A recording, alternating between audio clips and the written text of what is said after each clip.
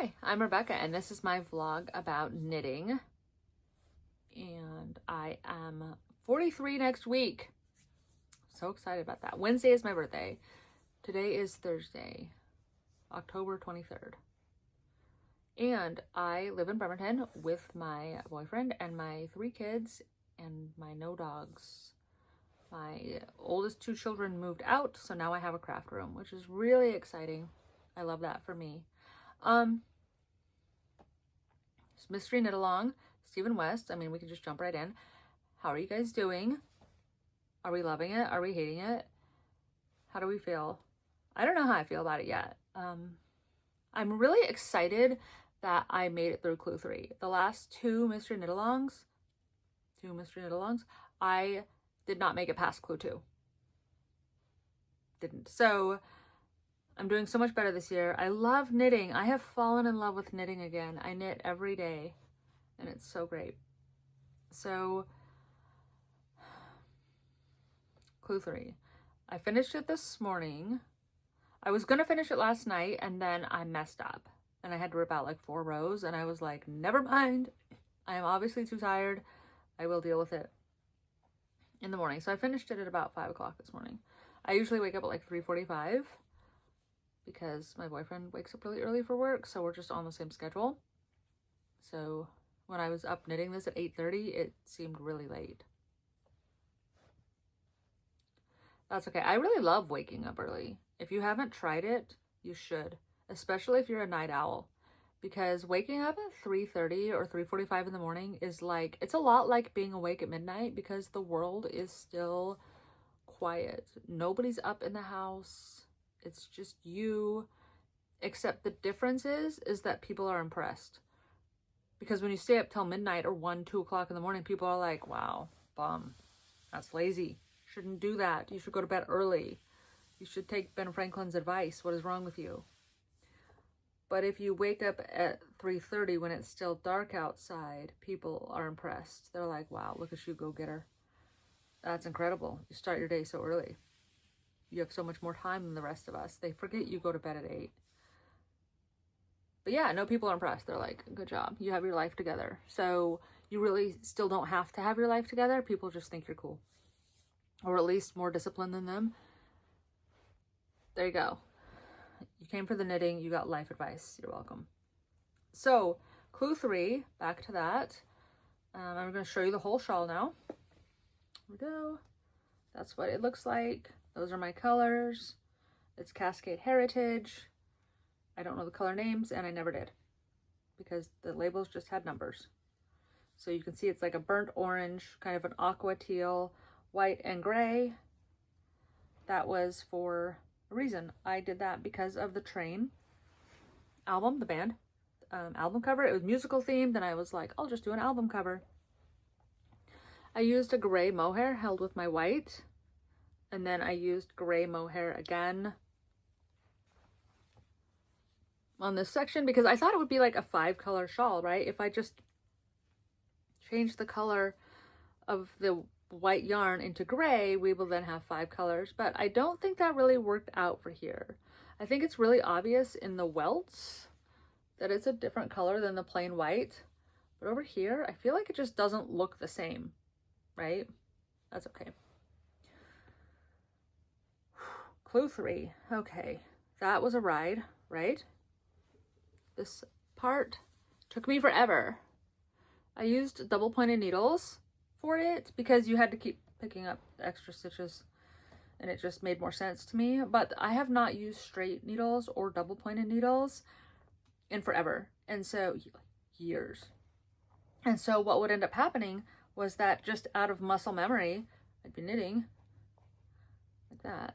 How you knit. I should make tutorial videos.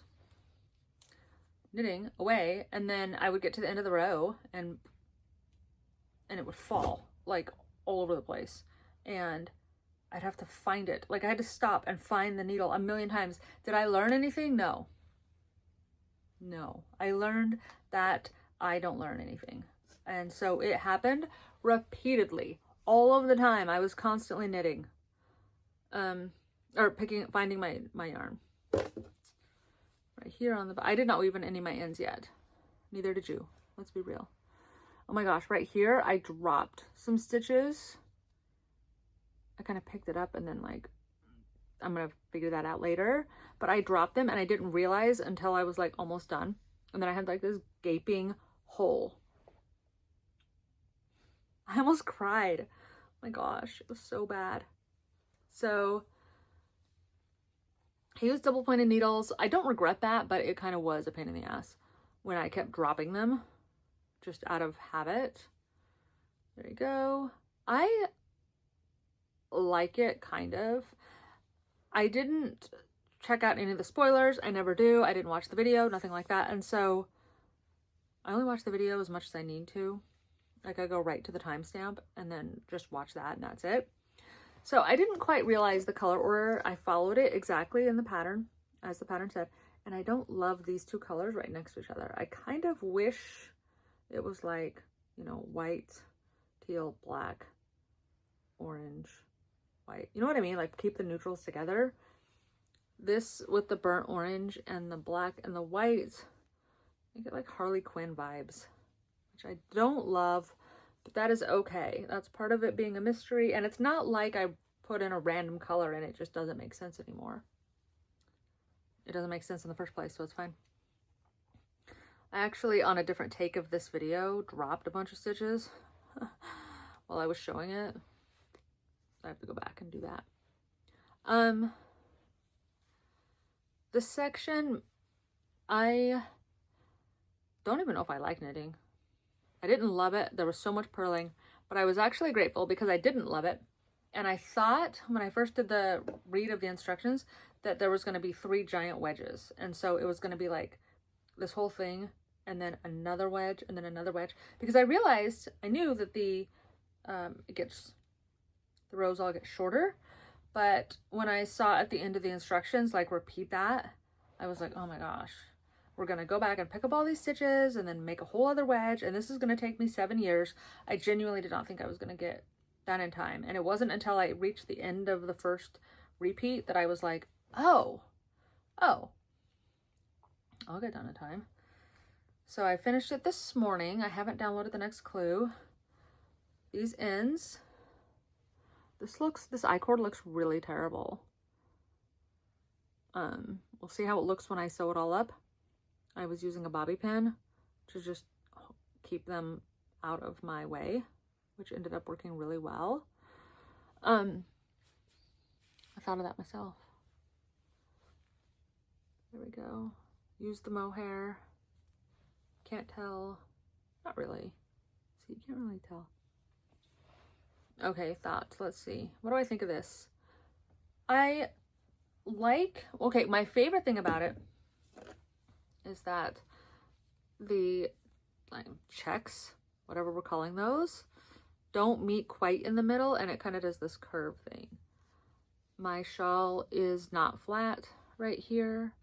It's like wavy, and that kind of sucks. I don't think that's gonna block out too much. It's kind of 3-dimensional.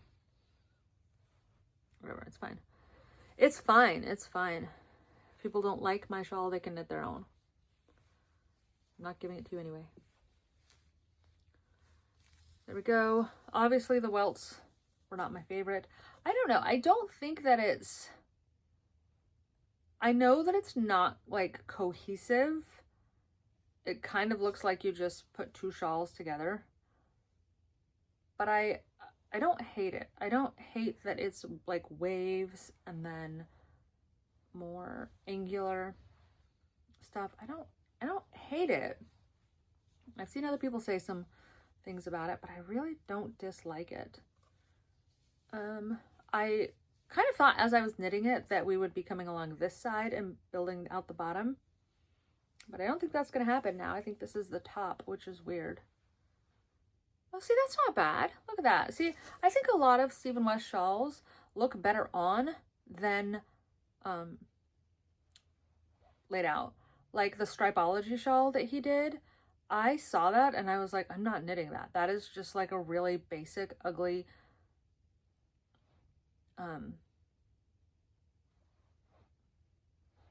other shawl. I don't even know what it's called. It's just basic and ugly. And then Vertices Unite, like a different version of that. It just was kind of ugly. And then Aaron from Fiber Hustle made it and like put it on, modeled it for his Instagram, and I was like, well, that looks so much better. Like, I want to make one of those now. I'm thinking about it. I've been considering it. So I think that it's possible that people will look at this shawl and be like, ew, gross, when they like hold it up. But I think like okay, kind of cute, maybe. We'll just try on the whip. I think it could be okay, right? Kind of, right? That doesn't look bad. Tell me that looks bad. It doesn't look bad. It looks fun. It looks like intentional. Okay. I'm gonna do clue 4. I made it that far. I'm so excited.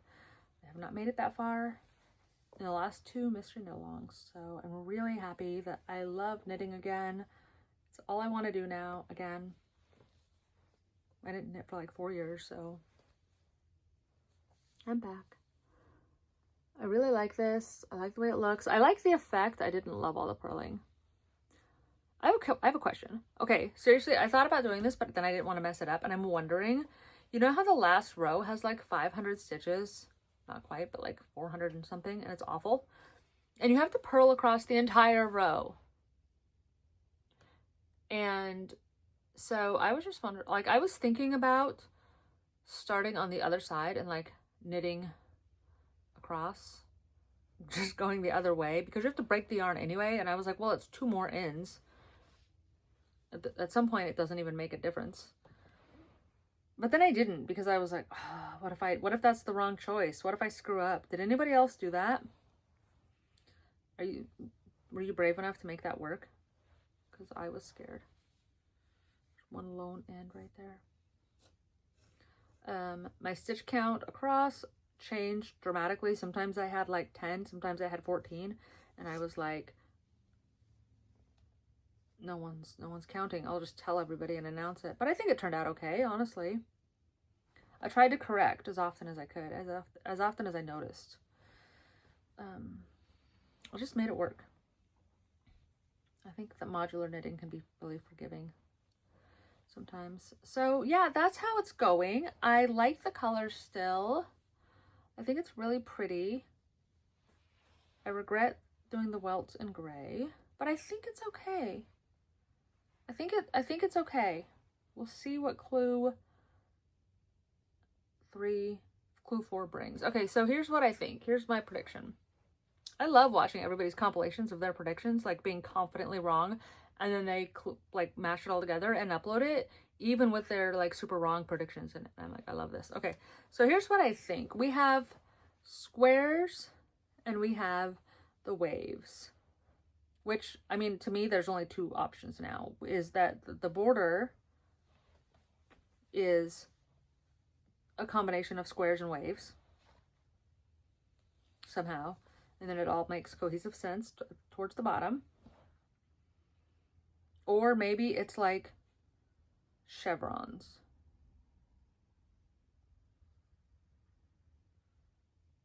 Or lines, stripes. Something else. What a great prediction, Rebecca. Like, I can't be wrong. It's going to be one of those things, or maybe not. I'm really worried that this is the middle, and then we're going to have to go around all the way. I don't want that. That was just my back against my dresser.